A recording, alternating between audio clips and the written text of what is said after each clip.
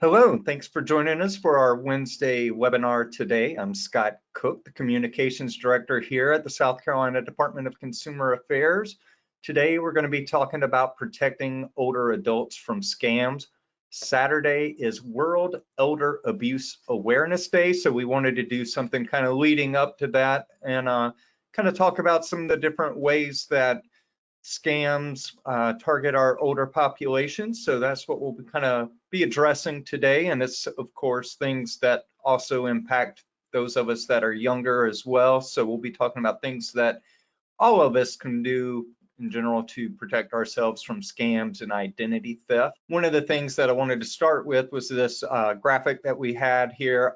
This one's actually from the FBI that they posted maybe a month or so ago on their website, but it kind of looks at some of the top reported fraud types in 2023 that were reported to the FBI.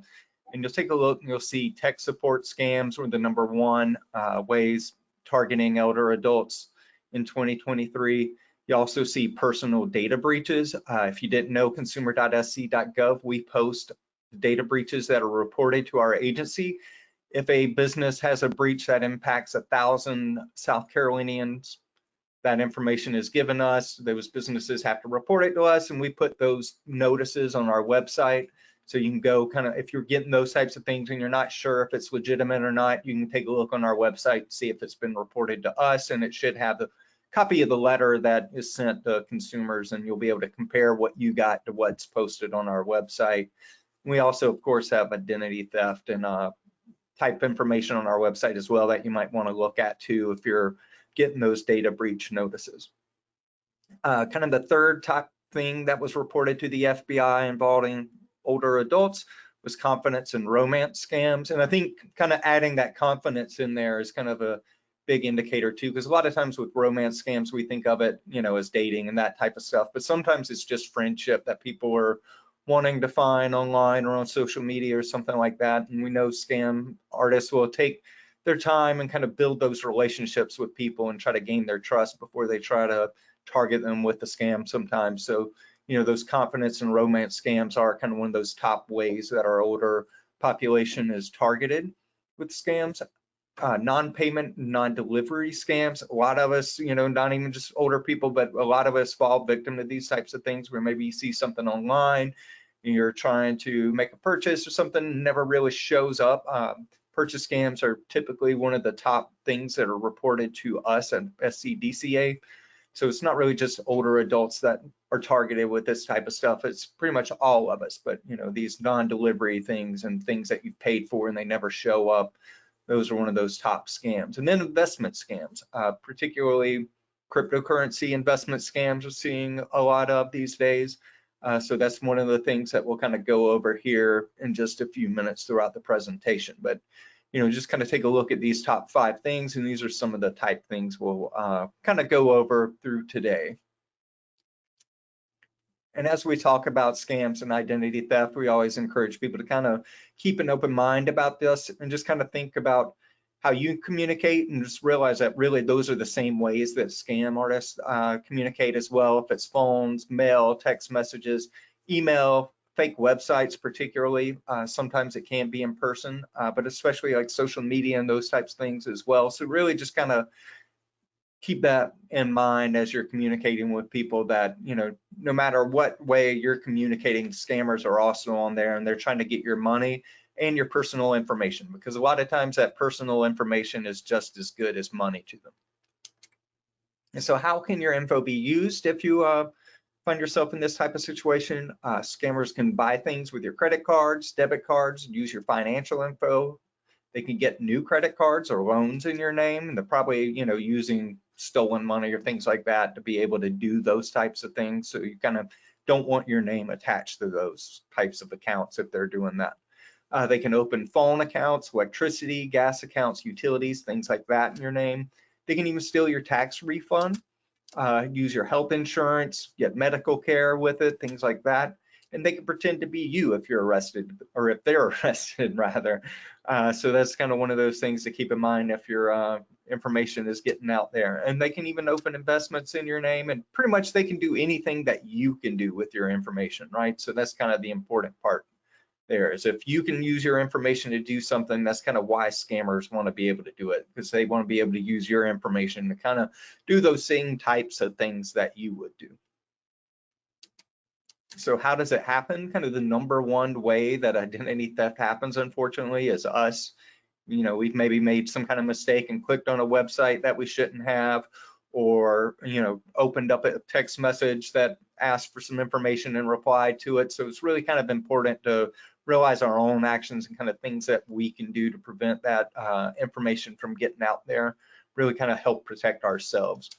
Security breaches are one way that identity theft happens. Again, we post those on consumer.sc.gov anytime that a business notifies us about those, and they're required by law whenever 1,000 people in our state are impacted by a breach that they have to notify us.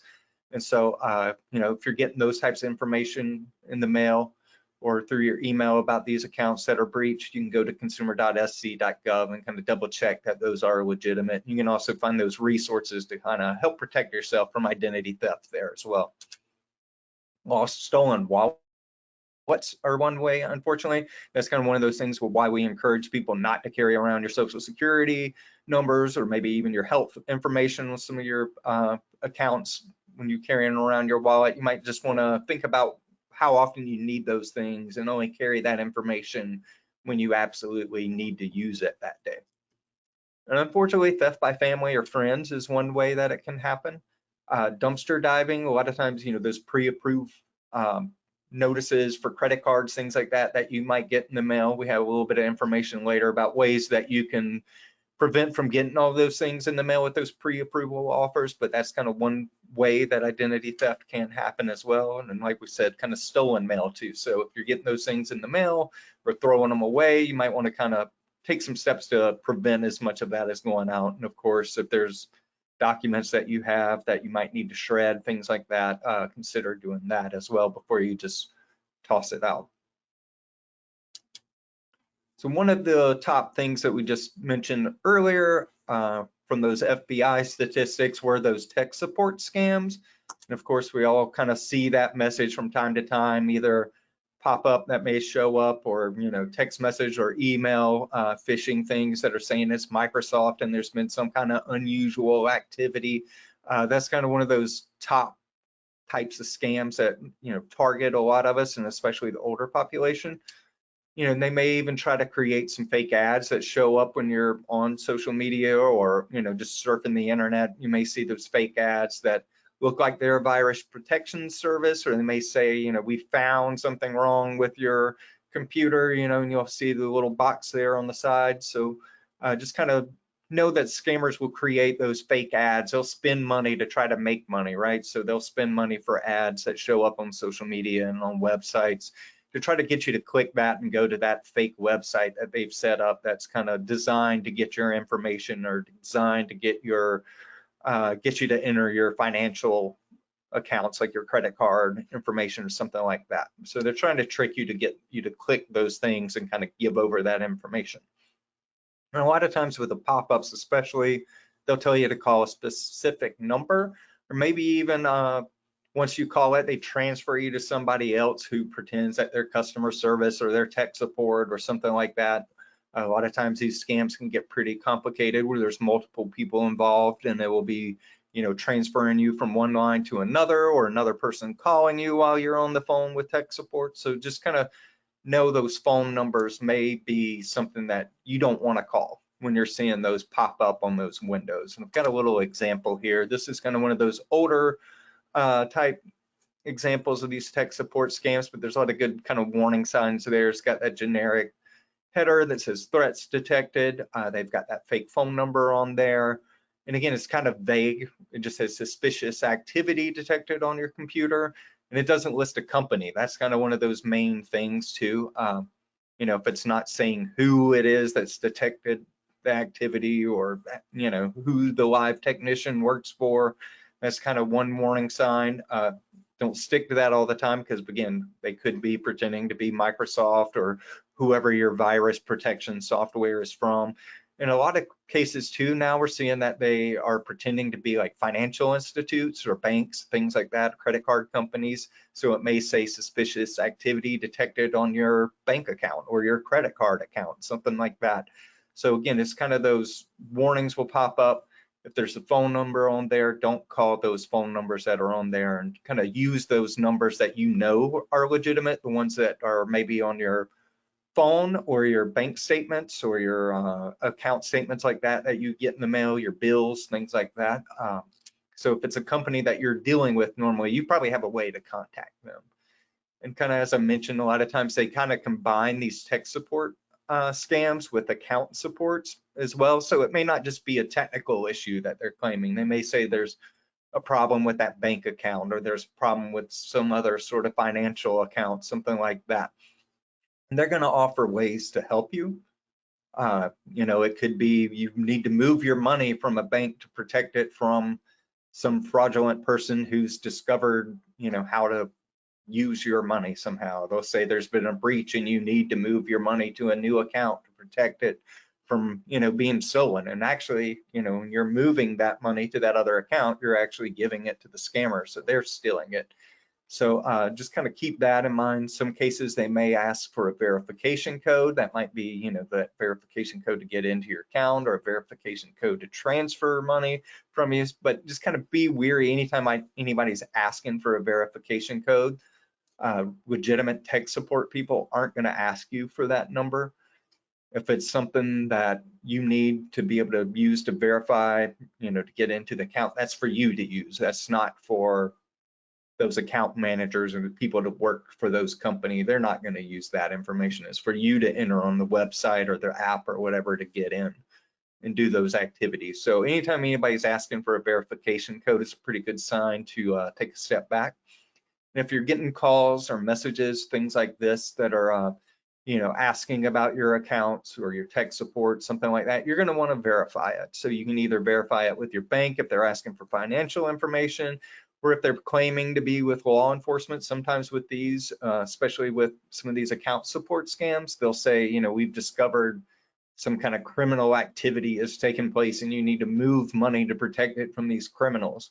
Well, if they're claiming, you know, to be law enforcement, you'll want to hang up and actually call your local law enforcement, or, you know, if they're pretending to be with the FBI or somebody like that, you might want to hang up and try to call some of these numbers that are legitimate numbers that are maybe listed online or something like that on those legitimate law enforcement website pages that you know and trust, right? So anytime you're getting these types of messages, you're going to want to verify them on your own using information that you know is legitimate.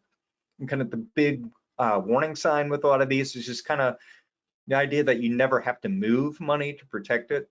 If there's a problem with your bank account or something like that, the bank is going to be able to take those steps to protect that, right? They're not going to need you to move it from one account to another. And especially in a lot of these cases, they'll say, you know, there's a problem, you need to move the money from, you know, if it's Bank of America and you need to put it in Wachovia account.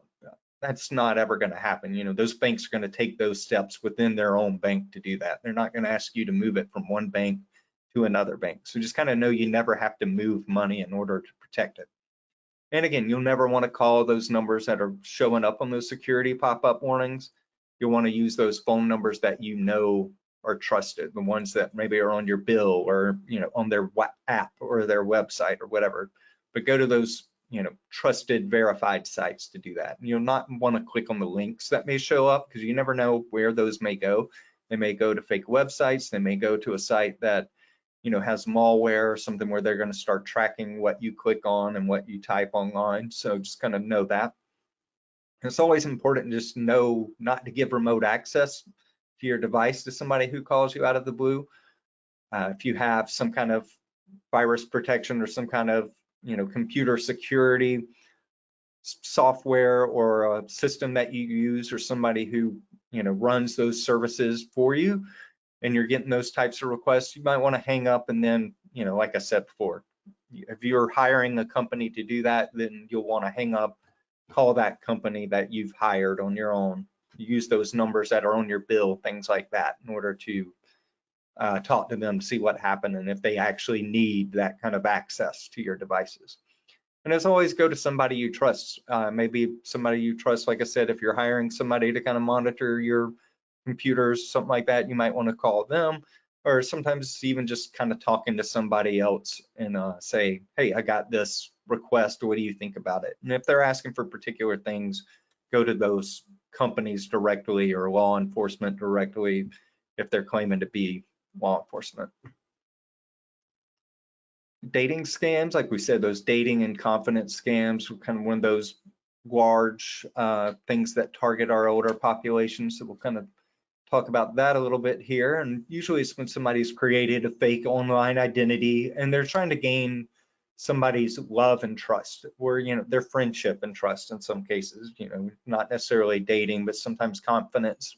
It's kind of the phrasing that the FBI particularly uses, just because sometimes it is friendship and not kind of that romance that we're looking for online, right? But the big part is kind of they're using this illusion of a romance or a close relationship, and they're going to use that kind of relationship and that trust, friendship to be able to steal from the person that, is the victim in this case. Kind of the signs of something like this is a lot of times they'll say they're far away, they may be overseas for work or, for some kind of family situation, something like that, but kind of the idea is that they're far away for some reason and they're not going to be able to see you directly. And a lot of times the profiles may seem too good to be true, and they may be kind of directly related to what your profile is. They may have a lot of those same common interests, things like that on their profile. A lot of times the relationship will move fast. They may take a while before they ask for money or information, but they're going to try to build that relationship really fast with you and try to, gain trust, have all those common things with you, and kind of use that to be able to really work on your heartstrings and kind of be able to build that trust with you so they can kind of come in later and ask for money and things like that. And of course, they'll often break promises to visit. There'll always be some kind of excuse about why they can't be there. There's some kind of emergency. If it's a family emergency, medical emergency, something like that, they'll always kind of have those reasons about why they can't come and visit. In a lot of cases, they won't video chat. And that's simply because they don't want you to know who they are, what they look like, those types of things. And they may even try to isolate you from friends and family. So it's, that type of stuff where they say only they understand what you're going through, or they'll try to kind of, oh, you don't need to talk to, your family about our relationship. They won't understand, those types of things. And like we said, there's always some kind of need for money once these things kind of start to develop, or there may be personal information that they start to ask for. But a lot of times it's money that they need, and they want it to be in a specific form of payment. So we know scam, when they happen, a lot of times the payments that scammers like to have, they want to have cash sometimes, but it's, cryptocurrency, gift cards, it's prepaid debit cards, things like that. And they want that because it's hard to trace. And once you kind of give that information over to them, it's as good as cash and they can use it. It's, kind of those types of things that they want. So gift cards, cryptocurrency, preloaded debit cards, those types of things. And again, it's because they can spend it quickly or get it where you can't trace it or get the money back easily. And so some ways to kind of protect yourself, and I say protect yourself if it's somebody that's in one of these types of relationships, it might be good information to even share with them. But, kind of the big thing with it is always just kind of slow down, ask a lot of questions, maybe talk to some trusted friends, family members about the situation. Just kind of don't be rushed into situations that, where you can make some bad decisions. So anytime anybody's rushing you, always kind of take a step back and think about why is it that you have to act, so quickly. So you want to be able to kind of take a step back and think about it a little bit. And if you're online, don't post more information than you need to. Like I said a minute ago, a lot of times scammers can use that details that we've posted on social media or somewhere on a dating site or something like that, and they use it to kind of better understand you and target you. So they'll find those things that you're interested in, and suddenly, oh, I'm into that too. I know a lot of information about, whatever the topic is. If it's hiking or cars or, whatever kind of your interests are, they'll find those things and kind of bombard you with it, making you think that they're, they're just like you. They're into, all of these same specific things that you really like to do. That's how they are as well. So just kind of understand that those things that you've posted online can be used to target you. And kind of the big rule is just don't give money to people. You also, I say money, but you might want to think about the information that you've given them, the personal information, especially things tied to your financial accounts, things like that. But, pretty good rule is just kind of, if you've never met somebody face to face, don't send them money. It's kind of a hard lesson for a lot of people, I think, especially with some of these romance and confidence scams. It can be an online relationship where you've been talking with the person for a very long time, and then suddenly there's some kind of emergency or something where they're asking for money. Just kind of know, if you haven't met that person face to face and know kind of their character, just kind of think twice before you give money. And again, scammers like wire transfers, bank transfers, gift cards, cryptocurrency, apps, those money apps that you can use to kind of send money back and forth. They use those good times, but they like that stuff because it's, again, good as cash, and a lot of times it can be kind of hard to trace. And once you've sent that money over to them, they can take it and you never see it again. So just kind of know, anytime you're dealing with somebody that you haven't met in real life and you're not interacting with them face to face, just kind of know that that's a pretty good sign that you shouldn't be giving money over to them. And a lot of times I've got this scam set up kind of with that. A lot of times these romance scams and these friendship scams, they can kind of lead into investment in cryptocurrency scams where, they may say, hey, I've, been putting all my money into this investment online, and I think it would be really good for you. So they're not asking you directly for money, but they're really kind of encouraging you to go to some website or some app to start investing your money. And we know a lot of times that these things that they're sending people to can be fake apps, where they'll actually develop apps that look and act like real financial accounts, where you'll see kind of the ebbs and flows of the market going up and down, and all of a sudden, you're being encouraged to put more and more money in for some reason or other, or you just think it's being a great investment, you're making all this money, but once you try to cash it out, that money is sitting in a scammer's account and not somewhere where you can access it. So a lot of times these kind of scams can be intertwined. They may, like I said, start promoting these fake investment opportunities, or be trying to kind of point you to people who've helped them invest, things like that. And again, they're asking for money, cryptocurrency, they're going to promise big returns, but in the end, you're not going to get anything. So kind of here are some of those situations that may play out with something like that. They may have an investment manager who contacts you out of the blue. Like I said, it can be an online love interest that wants you to invest. Sometimes they pretend to be celebrities online, and they'll say they can help you multiply your investment if you just kind of send your cryptocurrency to them, let them investment, and they'll help you out make big money. And there may even be claims of a new business that's starting up, something like that. They're offering their own new cryptocurrency coin, something like that. So there's a lot of varieties of these types of scams.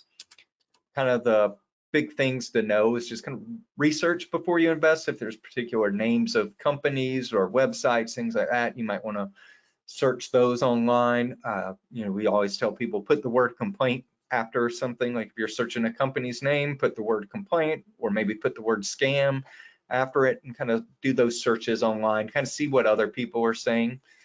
Anytime somebody's guarantee you that you're going to make big money, be cautious of that. That's a pretty good sign that there may be something wrong. Just those guarantees of big money or quick money, especially. Again, don't mix online dating and investments. That's kind of one of those things they use. And again, they're doing that because they might think you already trust them and you think you know them. So they kind of mix that in where they're not asking you directly to pay them money for something, but they're kind of doing that. Hey, why don't you send your money to this investment that I'm also using and making big money?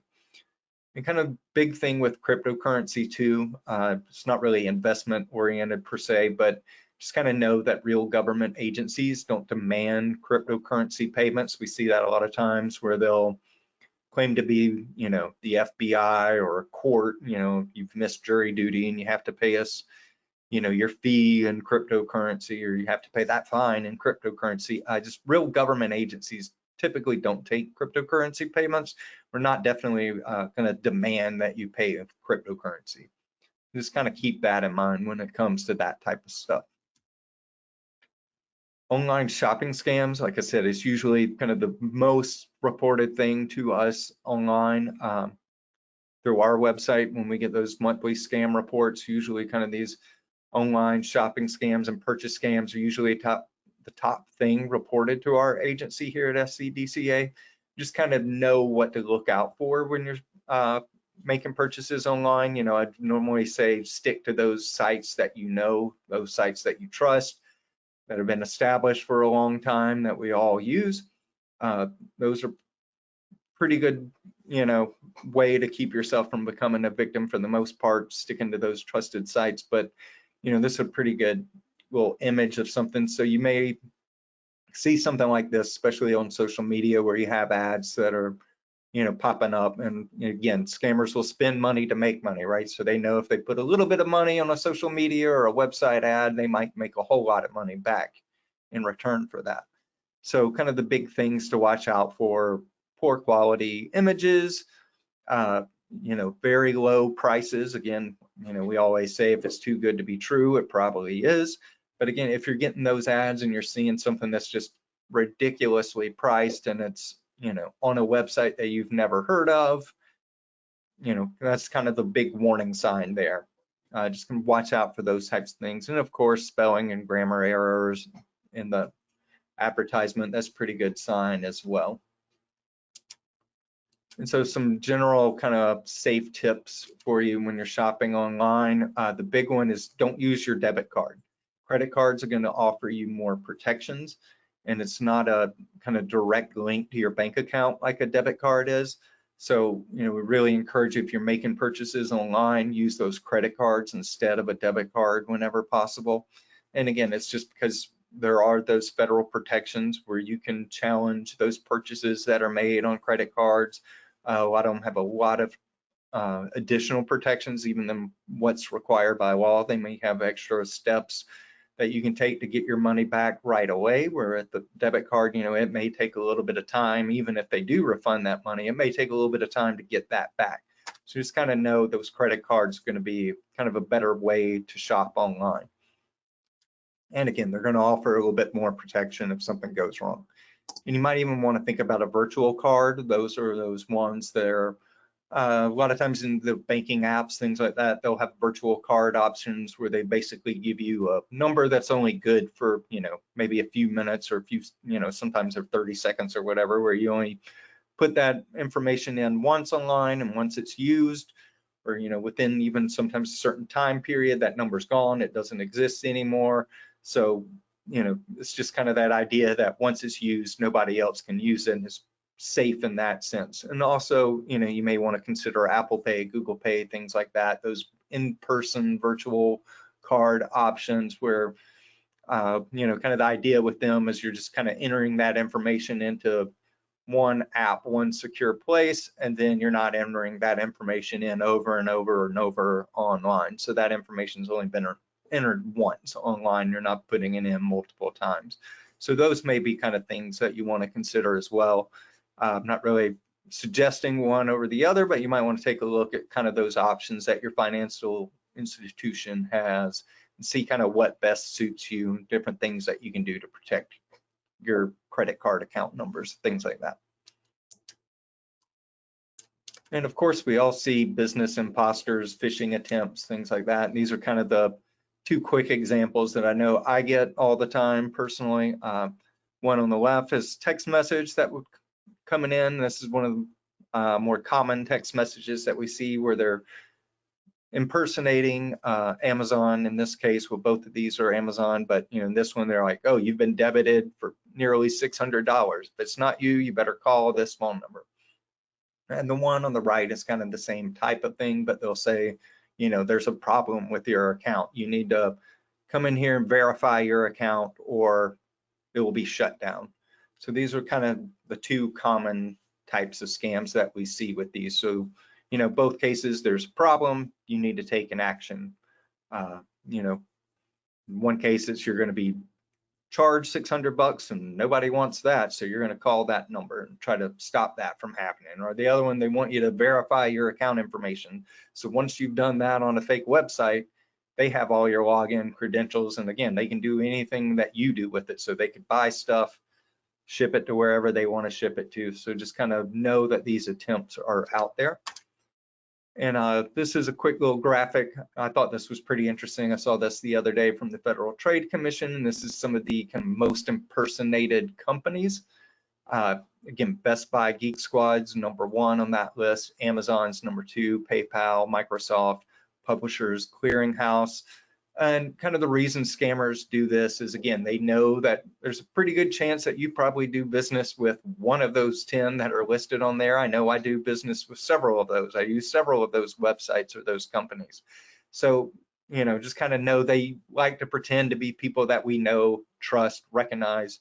And, you know, this is kind of that list of those top ones that they impersonate. Again, it can be any type of way. It can be phone calls, text messages, emails, things like that. So just kind of anytime you're getting those messages pretending to be some of these companies and those messages are out of the blue or out of nowhere, just kind of think twice about it and kind of start asking yourself what you're about to click on, or if you really need to call, or kind of whatever that request is that they're asking for. And so here's a little bit of information about kind of protecting yourself with these phishing attempts. Just again, kind of know that scammers spoof any kind of way that we communicate. So that could be phone numbers, text messages, emails, social media as well, especially social media advertisements. They'll try to make it look like it's one company that's posting something, where if you start to pay attention, you'll realize that it's, you know, a fake account that's been set up to kind of look like somebody else. And again, don't text, call, reply to messages if you're not expecting it. That's kind of big rule with any of these types of things that start to come in. And again, don't click those links that provide login or account information. Once you've entered that information from them, they have it, and they're going to use it the same ways that you do to buy stuff or, you know, ship things and do things like that. So just kind of know, don't click those links that are in there. And if you're worried about a possible purchase, like that iPhone one we just showed, if you get that kind of message and you're starting to wonder if that really is real, you can go to those websites or that company's app if you use that service, and kind of verify it that way. So you want to verify it on a way that you've initiated, not one that they sent you. So you don't want to use the link that's in that message. You want to go to that website or that app directly and find out that way. And if you're getting messages about, you know, a service that you haven't signed up for, you can always kind of look over your bank accounts and those bank statements, credit card statements, things like that, and kind of verify that a purchase hasn't gone through that way. You know, so you don't want to use those links that are in those messages that you receive. Grandparent scams, we'll kind of talk about that real quick. You may get a call from somebody pretending to be a grandchild, and they may speak softly or, you know, sound a little bit different, and they're going to claim they're in trouble and they'll need bail money or money for some other emergency, right? And they may even have a couple of scammers on the phone. They're going to pretend to be a lawyer, police officer, or something like that, and they're going to have some reason why you need to send them money. A lot of times it's that, you know, I'm your lawyer for your grandson or grandchild or whatever, and they say we need money to represent them in court. And again, it's kind of that idea they're going to pretend to be an authority figure, like I said, lawyer, police officer, doctor, if they're pretending there's some kind of medical emergency. There may be several people involved in the scam. A lot of times they'll have one person pretend to be the lawyer and another person call a little bit later pretending to be the police officer, or vice versa, you know, so kind of keep that in mind. And they may know a lot of information about the person they're pretending to be, and they may even use artificial intelligence or AI to kind of clone those voices, mimic them, and make you think that it's, you know, your loved one that's calling in an emergency. And there's going to be some kind of claim of urgency and some reason why you have to act now, right? So if you don't act right now, your grandchild's going to be in jail for the week, or, you know, medical emergency. They may say we have to do some kind of procedure right now, and we need this information or this money right now, or this procedure isn't going to happen. So there's always some kind of reason why you have to act right now and be quick about it. And kind of the big point with this is kind of resist that pressure to act immediately. And again, scammers want you to not have very much time to think and react and kind of question what they're doing. So they want you to do something right now, right then and there. So, kind of think about that, ask a lot of questions, especially ones that maybe the real person would only know the answer to. Might be, what their favorite color is, what their childhood pet was, something like that. Just things that only that person would know. And you want to use phone numbers that you know are real, that are right, to call that family person, that family member, or maybe somebody else in your family. So if they're pretending to be your grandson and you can't get a hold of them, you might want to call their mom or, their wife or whoever, somebody else in the family who may be able to get in touch with that person if you're not able to. And be skeptical. Requests for money, again, it's wire transfers, cryptocurrency, gift cards, things like that. One thing I tell people with this is you may want to even have some kind of phrase or question or something like that that you've discussed with family members beforehand that, it's a common phrase that you guys know, and you can say, ask for that code word, code phrase to be able to tell if it really is them or not. So that might be something you want to think about, but have these conversations ahead of time about how you would get in touch with them or other people you can get in touch with to verify these types of things that they come up. This is a pretty good example of Social Security scam that goes out from time to time. And again, this one's saying due to fraud, your Social Security number is going to be suspended within 48 hours. And again, it's that kind of urgent request. It's something bad's about to happen here in 2 days if you don't take an action now. Just got to know Social Security Administration, they're not going to suspend your Social Security number. And they're not going to pressure you to act immediately. And they're definitely not going to threaten to seize bank accounts or ask you to move money, to another account to protect it. So again, that kind of goes back to one of those first things that we said, don't move money to protect it. And Social Security Administration is not going to threaten you with arrest, and they're not going to send you a direct message on social media. And just kind of keep in mind also that My Social Security is the official government website to manage your benefits. You can go to their website and be able to do all those things. We also encourage people to set up those accounts even if you're not close to age to receive Social Security. You want to go to ssa.gov/myaccount, set up that account for yourself now, and you want to do that before somebody else does it. So if your information's in a breach, something like that, and your Social Security number's out there, and your addresses and all that, personal information is out on the dark web or something, you want to be able to create these accounts and have it set up to go to you before somebody else does it and has it, those accounts and that information go to them. With Medicare, some quick kind of things to watch out for, and they're pretty similar. Those unsolicited calls, emails, text messages, some case even visits in person, right? Just kind of know, be cautious of demands for Medicare numbers, again, Social Security numbers, personal information, things like that. Usually a reason that you have to act quickly. Some cases may even offer free services, so they're trying to say we can give you this free service if you provide us with your Medicare number and all this other information about you. So just kind of be cautious of those types of things. If you're starting to get billings with errors, charges for services or supplies that you didn't personally use, that could be a sign of identity theft and fraud that you need to kind of see why those charges are showing up on your account.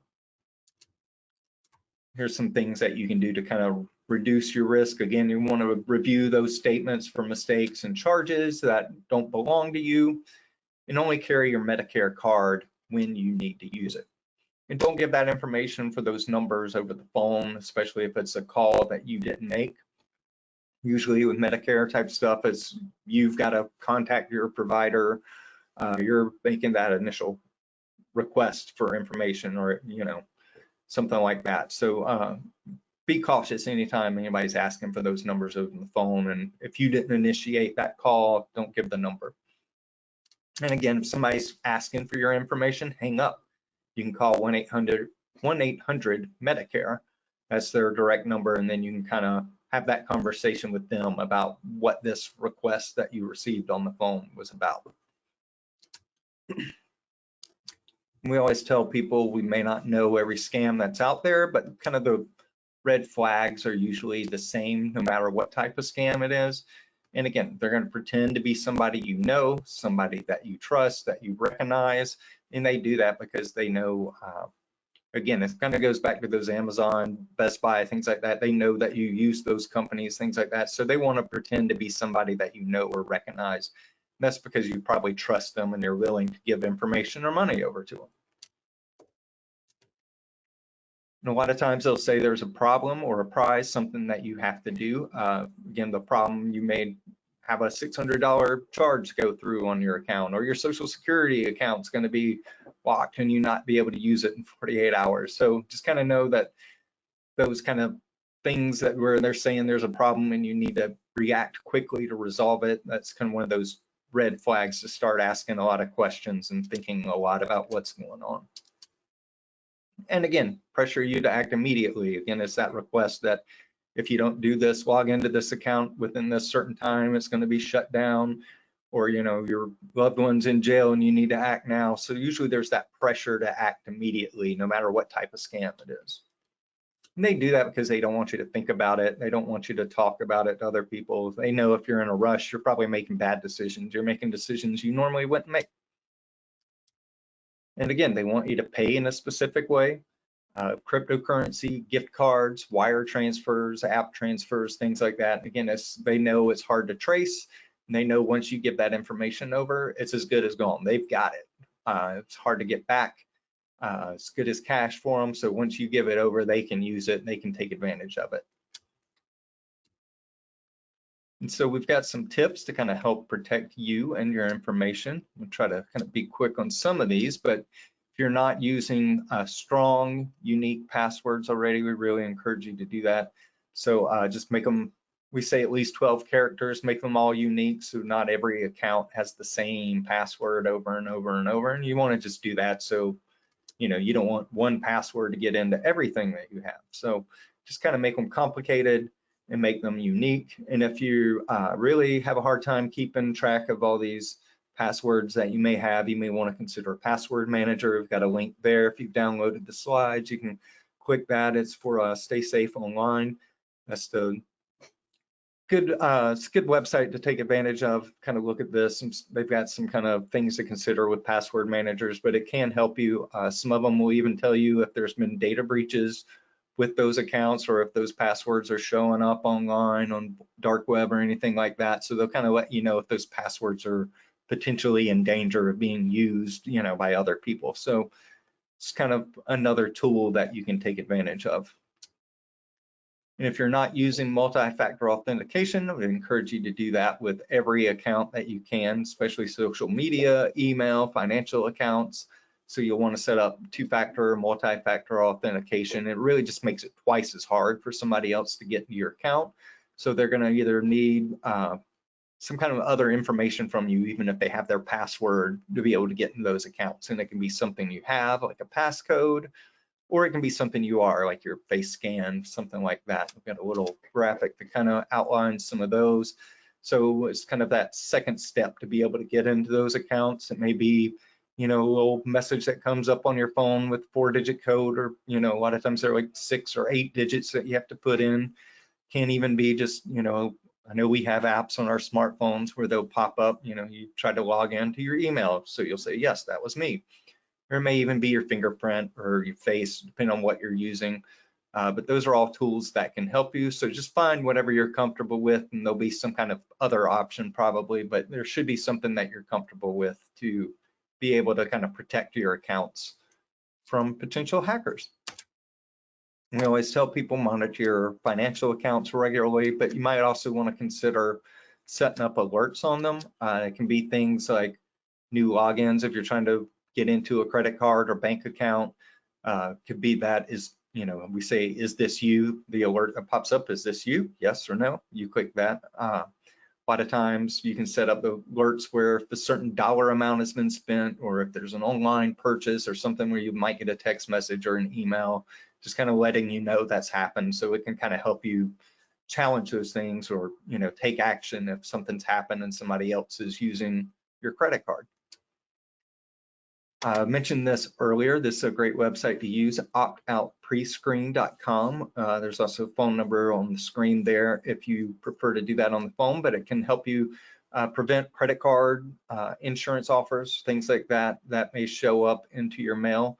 And basically, these companies are using information on your credit report. They've seen something on your credit report where they, we're taking that information and kind of targeting you with these advertisements or, these offers for credit cards, insurance, things like that. But if you go there, you can kind of opt out of getting some of this in the mail, and it can potentially help you from either becoming an identity theft victim, or if, you just don't want as much mail showing up, that can also help you having, not having as much junk mail in your box.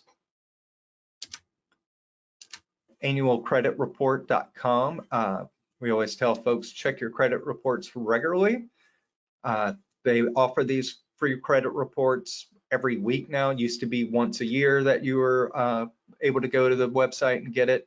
But if you go to annualcreditreport.com, you can get a free credit report at least once a week if you need. I don't think you would need to go once a week, but you can go pretty regularly and kind of take a look at those credit reports. You want to make sure everything's accurate, make sure everything on there belongs to you.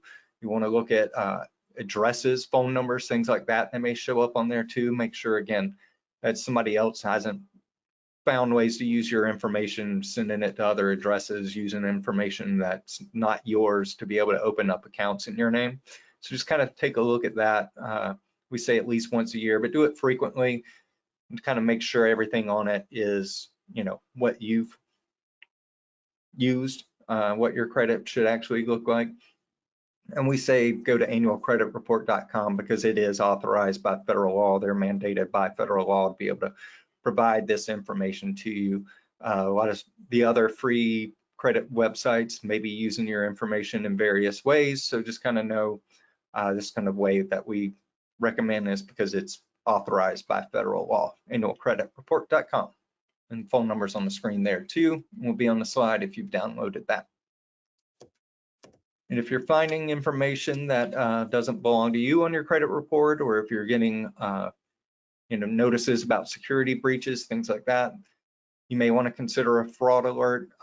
It lasts 1 year. You can do a longer option if you need to, but it basically is going to alert businesses that something's happened with your account. They need to take extra steps to verify that it is you that's doing business with them, or if they're opening up different types of accounts, things like that, just that they need to take extra steps. You'll need to call or go to the website for one of the 3 major credit reporting agencies. So you'll go to their website or give them a call, and then they will notify the others to place that fraud alert on your credit reports. So, like I said, businesses will have to take that extra step to verify your identity. You may also want to put a freeze on your credit report. I know I've done this and it's been a great tool. I've had a situation where somebody tried to open a credit card in my name and the freeze did what it was supposed to do, and it stopped that credit card from being opened up, or that new account from being opened up. So basically, once you go to, you're going to have to go to all 3 of the major credit reporting agencies, Experian, Equifax, TransUnion. You'll go to their website, put in information that you want to put a freeze in place, and it's going to stop new lines of credit from being opened in your name. And it also kind of stop people from being able to apply for new credit. They're not going to be able to do all those credit checks too. So that's kind of important to note if there's something coming up where if you're looking for a new home or a new car, or trying to get a new credit card, something like that, you would need to lift it or thaw it while you're doing that process. So just kind of keep that in mind. But again, that's free to do as well, and you can set time periods. So if you need a new car, you can set it up where for a week your account is thawed, and then that freeze goes back into place at the end of that time. So it's just kind of a great tool to be able to stop other people from opening new lines of credit that you're not wanting opened up, and it'll help protect your accounts. If you think you're the victim of a scam or identity theft, you can call our office, 1-800-922-1594. That's our number, toll free within South Carolina. You can also go to consumer.sc.gov. We have our identity theft and our scam reports on our website. You can download those, fill them out. let us know what's happened. With scams, you can report scams to us even if you didn't become a victim. So if you've had somebody target you, you can kind of let us know kind of what's going on, and we use that information to kind of understand what's happening in the state and what people are being targeted with, and we try to use that information to help other people from becoming victim. And again, if you think you've been the victim of identity theft, we have an identity theft unit that's been around for about 10 years, but they can go through with you, look kind of at what's happened and kind of walk you through step by step the things that you might need to do to be able to prevent further damage from happening. Some of them will be kind of things that we've talked about in this, like the security freeze, things like that. But they'll kind of walk you through that process and be able to kind of help you go through that and try to figure out, you know, like we say, ways to stop the damage and ways to be able to repair damage and kind of make sure further things don't happen to you. But we thank you for joining us today. We hope you will join us for another Wednesday webinar, and I hope you have a good rest of your Wednesday. Thank you.